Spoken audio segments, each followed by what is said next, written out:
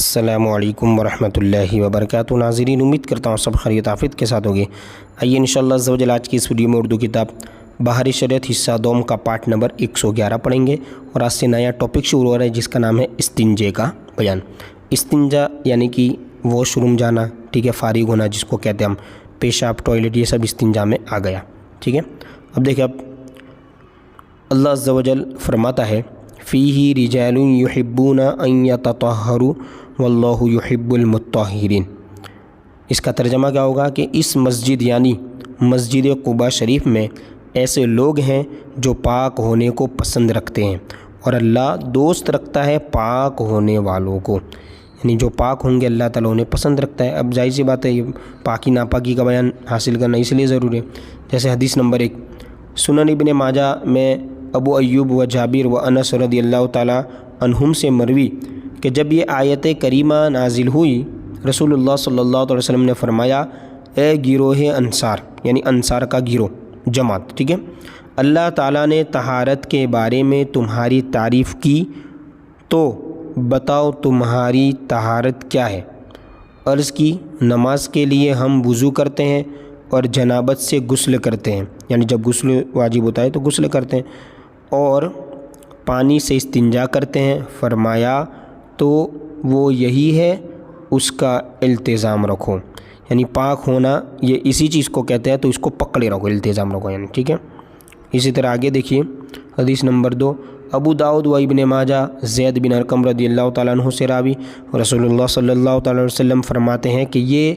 پاخانے جن اور شیاطین کے حاضر رہنے کی جگہ ہے، یعنی یہ جو ٹوائلٹ کی جگہ ہے وہ، ٹھیک ہے۔ تو جب کوئی بیت الخلاء کو جائے یہ پڑھ لے، بیت الخلاء یعنی وہی، ٹھیک ہے، استنجا کرنا، اعوذ باللہ من الخبوث والخبائث، اس کو پڑھ لینا چاہیے، یہ دعا بھی استنجا میں داخل ہونے سے پہلے، ٹھیک ہے۔ اس طرح حدیث نمبر 3 ہے، صحیحین میں یہ دعا یوں ہے، صحیح یعنی بخاری اور مسلم،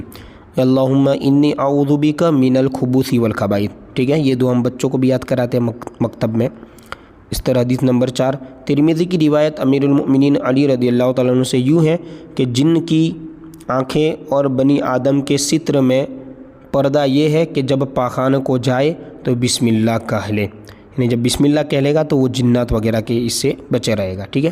اس طرح حدیث نمبر 5 ترمذی و ابن ماجہ و دارمی ام المؤمنین صدیقہ رضی اللہ تعالیٰ عنہا سے راوی کہ رسول اللہ صلی اللہ علیہ وسلم جب بیت الخلاء سے باہر آتے یوں فرماتے، غفرانک۔ حدیث نمبر 6 ابن ماجہ کی روایت انس رضی اللہ تعالیٰ عنہ سے یوں ہے کہ جب بیت الخلاء سے تشریف لاتے یعنی باہر آتے تو یہ فرماتے، الحمدللہ الذی اذھب عنی الاذی وعافانی۔ یہ دعا جو ہے مدرسے میں بچوں کو یاد کرائی جاتی ہے۔ اس طرح حدیث نمبر 8 متعدد کتب میں بکثرت، کتب یعنی زیادہ کتابیں، ٹھیک ہے، بکثرت صحابہ کرام رضی اللہ تعالیٰ عنہم سے مروی کہ رسول اللہ صلی اللہ علیہ وسلم نے فرمایا کہ جب پاخانے کو جاؤ تو قبلہ کو نہ منہ کرو نہ پیٹھ، اور عضو تناسل کو داہنے ہاتھ سے چھونے اور داہنے ہاتھ سے استنجا کرنے سے منع فرمایا، یعنی سیدھے ہاتھ سے وہ کام نہیں کرنا ہمیں پاک ہونے کا، ٹھیک ہے۔ حدیث نمبر 9 ابو داؤد و ترمذی و نسائی انس رضی اللہ تعالیٰ عنہ سے راوی رسول اللہ صلی اللہ تعالیٰ علیہ وآلہ وسلم جب بیت الخلاء کو جاتے انگوٹھی اتار لیتے کہ اس میں نام مبارک کندہ تھا، یعنی نام اس میں جو ہے لکھا ہوا تھا گریت کر کے۔ حدیث نمبر 10 ابو داؤد و ترمذی نے انہی سے روایت کی کہ جب قضاء حاجت کا ارادہ فرماتے تو کپڑا نہ ہٹاتے تا وقت یہ کہ زمین سے قریب نہ ہو جائے۔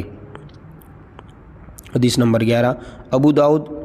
و جابر رضی اللہ تعالیٰ عنہ سے راوی کہ حضور جب قضاء حاجت کو تشریف لے جاتے تو اتنی دور جاتے کہ کوئی نہ دیکھے، چونکہ پہلے یہی سسٹم ہوا کرتی تھی نا۔ حدیث نمبر 12 حضرت عبداللہ بن مسعود رضی اللہ تعالیٰ عنہ سے ترمذی اور نسائی نے روایت کی کہ حضور اقدس صلی اللہ تعالیٰ علیہ وسلم نے فرمایا، گوبر اور ہڈیوں سے استنجا نہ کرو کہ وہ تمہارے بھائیوں جن کی خوراک یعنی جنات، اور ابو داؤد کی ایک روایت میں کوئلے سے بھی ممانعت فرمایا، یعنی منع کیا گیا، کوئلہ، ٹھیک ہے، کولسا جس کو کہتے ہیں۔ حدیث نمبر 13 ابو داؤد و ترمذی و نسائی عبداللہ بن مغفل رضی اللہ تعالیٰ عنہ سے روایت کہ رسول اللہ صلی اللہ تعالیٰ علیہ وسلم نے فرمایا کوئی غسل خانے میں پیشاب نہ کرے پھر اس میں نہائے یا وضو کر کے اکثر وسوسے اس سے ہوتے ہیں، یعنی پیشاب نہ کرے کہاں؟ نہانے کی جگہ یعنی باتھ روم میں، ٹھیک ہے۔ حدیث نمبر 14 ابو داؤد و نسائی عبداللہ بن سر جش رضی اللہ تعالیٰ عنہ سے رائے کہ حضور نے سوراخ میں پیشاب کرنے سے ممانعت فرمائی، یعنی کہ منع کیا، روکا، ٹھیک ہے، منع فرمایا۔ اسی طرح حدیث نمبر 15 ابو داؤد و ابن ماجہ معاذ رضی اللہ تعالیٰ عنہ سے راوی کہ حضور نے فرمایا 3 چیزیں جو سبب لعنت ہے، یعنی لعنت کی وجہ بن سکتی ہے، وہ 3 چیزیں کون کون سی؟ ان سے بچو، ایک تو گھاٹ پر اور بیچ راستے اور درخت کے سائے میں پیشاب کرنا، یہ 3 چیزوں سے جو ہے بچنے کے لیے حکم دیا گیا ہے۔ اسی طرح حدیث نمبر 16 امام احمد و ترمذی و نسائی ام المؤمنین صدیقہ رضی اللہ تعالیٰ عنہ سے راوی فرماتی ہیں کہ جو شخص تم سے یہ کہے کہ نبی صلی اللہ علیہ وسلم کھڑے ہو کر پیشاب کرتے تھے تو تم اسے سچا نہ جانو، حضور نہیں پیشاب فرماتے مگر بیٹھ کر، یعنی جو ثابت ہے وہ بیٹھ کر ہی ہے، ٹھیک ہے۔ اسی طرح دیکھیں حدیث نمبر 17 امام احمد و ابو داؤد ابن ماجہ ابو سعید رضی اللہ تعالیٰ عنہ سے راوی کہ رسول اللہ صلی اللہ علیہ وسلم فرماتے ہیں کہ 2 شخص پاخانہ کو جائے اور ستر کھول کر باتیں کرے تو اللہ اس پر غضب فرماتا ہے، یعنی پاخانہ کرتے وقت پیشاب کرتے وقت باتیں نہیں کر سکتے، ٹھیک ہے۔ اس طرح حدیث نمبر 18 صحیح بخاری و صحیح مسلم میں عبداللہ بن عباس رضی اللہ تعالیٰ عنہ سے مروی کہ رسول اللہ صلی اللہ تعالیٰ علیہ وسلم نے 2 قبر پر گزر فرمایا، یعنی وہاں سے گزرے تو یہ فرمایا کہ ان دونوں کو عذاب ہوتا ہے اور کسی بڑی بات میں جس سے بچنا دشوار ہو